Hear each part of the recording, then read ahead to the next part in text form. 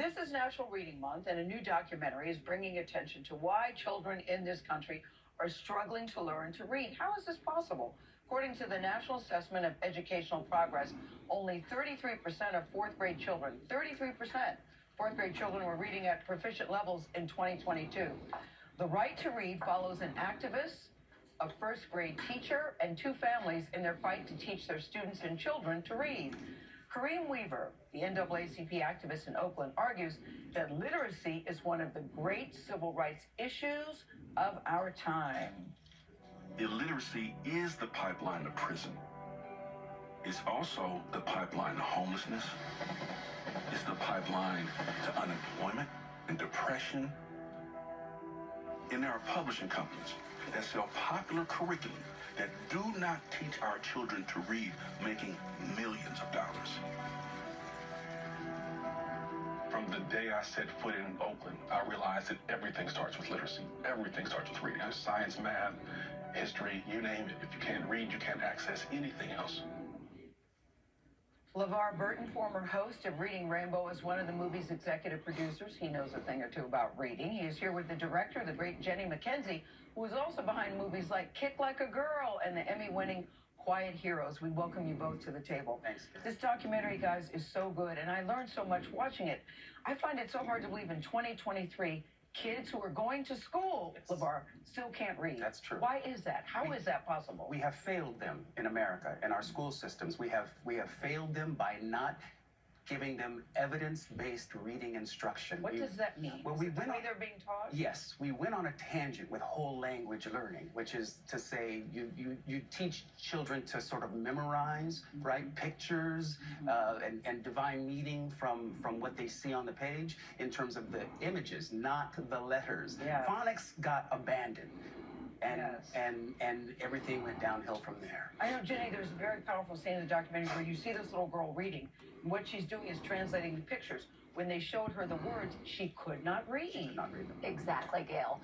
We naturally learn to speak, but reading is a complicated task, and the brain isn't naturally wired to learn how to read. So we have to learn with systematic, explicit instruction. It's great to expose kids to books, but it's not the same as teaching them how to read. So, Jenny, there are companies that are making money off of programs that are not actually teaching kids how to read. How did that happen? I think it happened because we have truly prioritized profits and politics over outcomes for our children. So it's shocking. I mean, when we think that 37% of children in this country are reading below a proficient level, below basic, not proficient. They can't read. It truly does, Tony. It means they cannot read.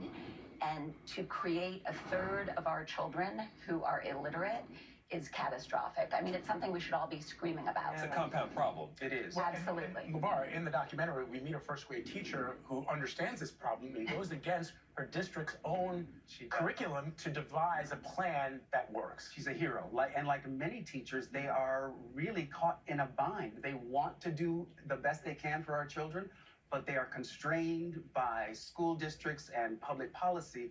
And we have to do better. It affects more kids of color. Why, guys?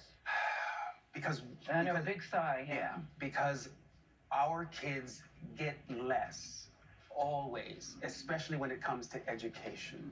And in this country, there is a certain population who can afford that additional extra instruction, tutors and the like.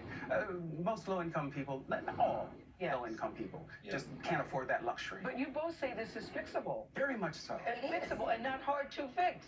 We have the research, we have the data, and we need to take that research and data and implement it into practice. I mean, what does that mean? About we have the research data. What specifically needs to be done? What needs to be done, Gail, is we have to have evidence-based research curriculum for kids to learn to read that is tested for kids across all demographics.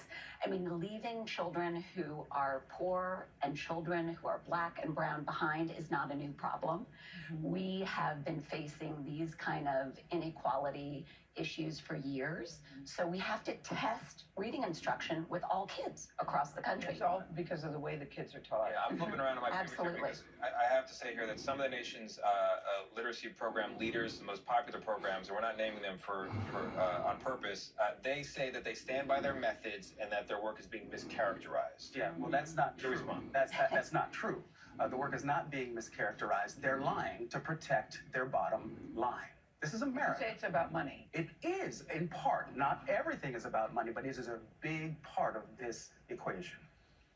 But how are schools and teachers allowed to get away with it? You said literacy starts at home with parents, but really you said it really falls on the schools, does it not? I think it definitely falls on leaders and policymakers, Yeah. but change has to begin with us.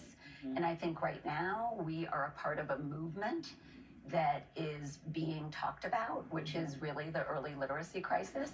And people need to ask questions. They need to talk to their district leaders. They need to talk to their principals and say, how are you teaching Yeah. reading and That's what instruction? parents in my should school?" ask. That's the Absolutely. question parents should ask. Absolutely. How are you Yeah. teaching my child how to read? How are you teaching? All right. Thank you for coming. And LeVar Burton is on record. He said if he would like to be here if Jericka wins. Jericka, LeVar Burton coming for you. He wants to see Jericka get slimed. Yikes. LeVar Who's Burton no and fool? Ginny McKenzie. Thank you. Thank you both. Thank you In so much. celebration.